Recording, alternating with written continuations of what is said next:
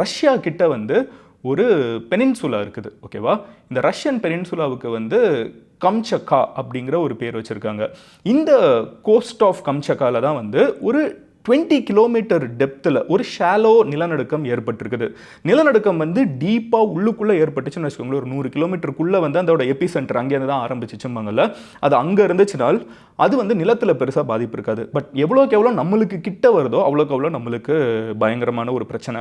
So இது 20 கிலோமீட்டர்ஸுங்கிறப்ப வந்து இது ஒரு ஷாலோ எர்த்குவேக், ஓகேவா? இந்த ஷாலோ எர்த்குவேக் வந்து அதனால் என்ன பண்ணுதுன்னு கடலுக்குள்ளே இருக்குது, ஓகேவா? கோஸ்ட் இங்கேருந்து ஒரு 120 கிலோமீட்டர் ஒரு ஃபியூ கிலோமீட்டர்ஸ் தள்ளி வந்து கடலுக்குள்ளே வந்து இது நடக்குது. அண்ட் அதிலிருந்து ஒரு 120 கிலோமீட்டர்ஸ் தள்ளி வந்து அவன் ரஷ்யாவில் இருக்கக்கூடிய ஒரு முக்கியமான சிட்டி இருக்குது. மக்கள் தொகை அதிகமாக இருக்குது. இந்த நிலநடுக்கம் வந்த உடனே என்ன ஆகுதுன்னு பார்த்தீங்கன்னா ஒரு மிகப்பெரிய சுனாமி வந்து ட்ரிகர் ஆகுது. இந்த வார்னிங் சிஸ்டம் இந்த எபி சென்டரில் இங்கே இருக்குது, இது வந்திருக்கு, அது எவ்வளோ டீப்பாக இருக்குங்கிறத வச்சு நம்ம வந்து எவ்வளோ சுனாமி வரும், எங்கெங்கே வருங்கிறதெல்லாம் நம்ம ப்ரெடிக்ட் பண்ண முடியும். ஸோ இதெல்லாத்தையும் வச்சு உடனே நம்ம தெரிஞ்சுட்டு என்ன பண்ணுறோன்னு பார்த்தீங்கன்னா, ஓகே சுனாமி வந்து ட்ரிகர் ஆயிடுச்சு, எந்தெந்த கண்ட்ரிக்கு வார்ன் பண்ணணும் அப்படின்னு சொல்லி பார்த்தீங்கன்னா அது ஒரு பெரிய லிஸ்ட் இருக்குது. Russia, Japan, USA, Canada, Mexico, Ecuador, Peru, Chile, New Zealand, French Polynesia, Guam, Solomon Island, Samoa, Kiribati அப்படின்னு சொல்லிட்டு மொத்தம் வந்து கிட்டத்தட்ட 20 நாடுகளுக்கு உடனே அலர்ட் போயிருக்குது. பிகாஸ் நம்ம வந்து ஐரணி பாருங்களேன், ரஷ்யாவும் அமெரிக்காவும் மாற்றி மாற்றி கொண்டுட்டு இருக்காங்க. நேச்சர் நினச்சிச்சுன்னா 2 பேரையும் ஒரே நேரத்தில் போடுது. ஸோ இப்படி வேர்ல்டு ஃபுல்லாக இருக்கக்கூடிய முக்கியமான இந்த பசிபிக் ஓஷனில் இது நடந்திருக்குது, ஓகேவா?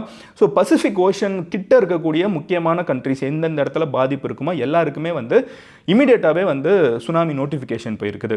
இதில் இன்னொன்று பாருங்கள், ரஷ்யாவும் அமெரிக்காவும் சண்டை போட்டுட்டு இருக்காங்க. ஆனால் ரஷ்யாவில் இது நடந்துருச்சுங்கிறத ரஷ்யா தான் அமெரிக்கா கிட்ட சொல்கிறாங்க. அமெரிக்காவில் கலிஃபோர்னியா சைட்லாம் இருக்குல்ல, அந்த சைட்லாம் அவங்க கொஞ்சம் ப்ரிப்பேர் ஆக வேண்டியது இருக்குது. அவங்க அதுக்கெல்லாம் ப்ரிப்பேர் ஆகுறாங்க.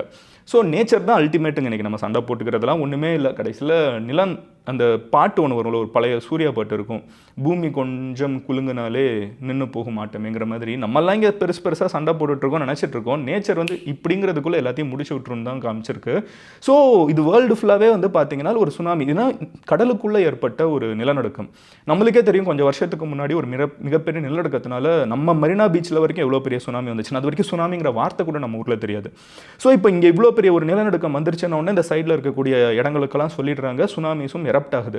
ஜப்பானில் மில்லியன்ஸ் ஆஃப் பீப்புளை வந்து உடனே இவாக்குவேட் பண்ணுறாங்க, விச் இஸ் கிரேசி. நான் நினச்சி கூட பார்க்க முடியல. ஒரு நாட்டில் வந்து மில்லியன்ஸ் ஆஃப் பீப்புளை நொடிகளில் வந்து இவாக்குவேட் பண்ணுறதுக்கு அலர்ட் போய் எல்லா ஃபோனுக்கும் அலர்ட் போய் வேகமாக கிளம்புங்கன்னு சொல்லி அப்படி எல்லாரையுமே கிளப்பிட்டு இருக்காங்க. அதில் கிளம்புறதுல ஒரு பாட்டி கூட வந்து அந்த ரஷ்யில் வெளியே வரப்போ ஒரு கிளிஃப்ல இருந்து கீழே விழுந்து, ஒரு மலை பிரதேசத்திலேருந்து கீழே விழுந்து இறந்து போயிருக்காங்க இன்றைக்கி. ஸோ இதெல்லாமே நடந்திருக்குது, ஓகேவா? இத்தனை இடத்துக்கும் வார்னிங் போயிடுச்சா, சுனாமிஸும் வர ஆரம்பிக்குது. சுனாமி வந்து கடைசியில் ஆனால் எங்கெங்கே மெயினாக மேஜராக வந்திருக்கு அப்படின்னு பார்த்தீங்கன்னா, மேஜர்னால் அலைகள் ஹைட்டாக வந்திருக்கிறது எங்கெங்கன்னு பார்த்தீங்கன்னா மெயினாக ரஷ்யா அண்ட் அதுக்கு அடுத்து ஜப்பான் அண்ட் யூஎஸ்ஏலையும் விசிபிளாக வந்து நம்மளால் பார்க்க முடியுது. பட் அதுக்கு முன்னாடியே இது வரப்போகுதுங்கிறது நம்மளுக்கு முன்னாடியே தெரிஞ்சதுனால இங்கெல்லாம் அலர்ட் பண்ணப்பட்டிருக்குது, ஓகேவா? ஸோ அதனால் மக்கள் வந்து கடலோரத்தில் இல்லாமல் நம்மளால் பார்த்துக்க முடிஞ்சிருக்குது. அடுத்த விஷயம் என்னன்னு பார்த்தீங்கன்னா, இதெல்லாம் நடந்துருச்சா, பட் இந்த நிலநடுக்கத்தினால இன்னொரு தூர சம்பவமும் நடந்திருக்குது. ஒரு வல்கனோ வந்து எரப்ட் ஆகியிருக்குது. இந்த வல்கனோட பேர் என்னன்னு பார்த்தீங்கன்னா க்ளியூசெவோஸ்காய் அப்படிங்க, எல்லாமே ரஷ்யன் பேர். ஸோ க்ளியூசெவோஸ்காய் அப்படிங்கிற ஒரு வல்கனோ வந்து எரப்ட் ஆகி அதிலிருந்து தீக்குழம்பு வெளியே வர்றதையும் நம்மளால் பார்க்க முடியுது. ஸோ ஜென்ரலாகவே ஒரு மிகப்பெரிய நிலநடுக்கம் ஏற்பட்டுச்சுன்னா அதன் மூலியமாக நிலம் அட்டாச்சாக இருக்கக்கூடிய மலைகளில் இருந்து தீக்குழம்பு வெடிக்கிறது மிகப்பெரிய நேரங்களில் நடக்கும்.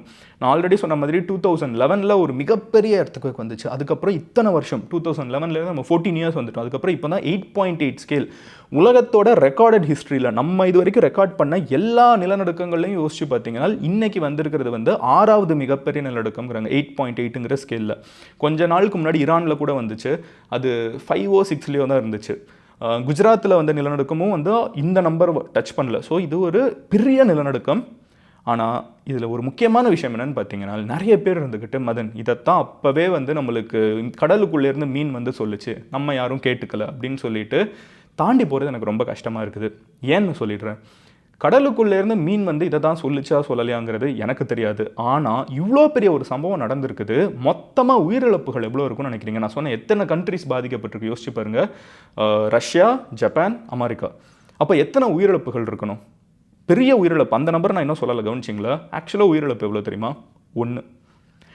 நம்ம வந்து கடலுக்குள்ளேருந்து வரக்கூடிய மீனை வந்து நம்ம அப்ரிஷியேட் பண்ணுற அளவுக்கு இன்றைக்கி உண்மையிலேயே ஹார்ட் அண்ட் சோலை போட்டு உழைச்சிட்டு இருக்கக்கூடிய சயின்டிஸ்டையும் சயின்ஸையும் அப்ரிஷியேட் பண்ண மாட்டேங்கிறோம்.